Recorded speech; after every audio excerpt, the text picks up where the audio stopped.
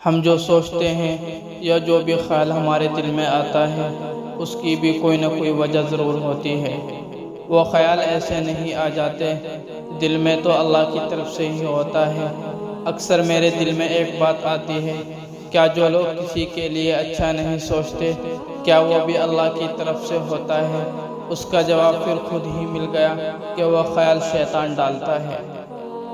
وہ ہمیں اللہ سے دور کرنے کے لیے آتا ہے۔ اللہ تو بس یہ دیکھتا ہے نا کہ اس کا بندہ کیا شیطانی وسوسوں میں آئے گا یا نہیں۔ ہم آ جاتے ہیں، ہم کر بیٹھتے ہیں جو وہ کروانا چاہتا ہے، مگر اللہ تو اللہ ہے نا، کیسے بھٹکنے دے گا اپنے بندے کو۔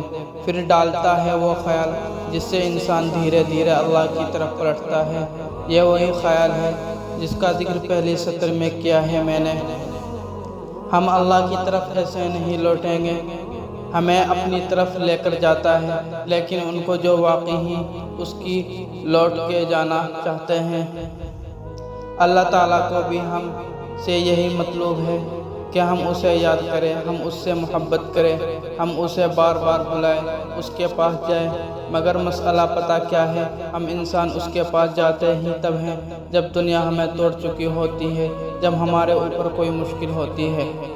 حقیقت میں وہ سب بھی اللہ کے حکم سے ہی ہوتا ہے تاکہ ہم اس کی طرف متوجہ ہوں، ورنہ تم دیکھو خوشی میں کون اللہ کو یاد کرتا ہے، بلکہ ہم تو سب سے زیادہ ناراض ہی اسے اپنی خوشی کے موقع پر کرتے ہیں۔ سمجھ رہے ہو نا آزمائشوں کے آنے کا مقصد؟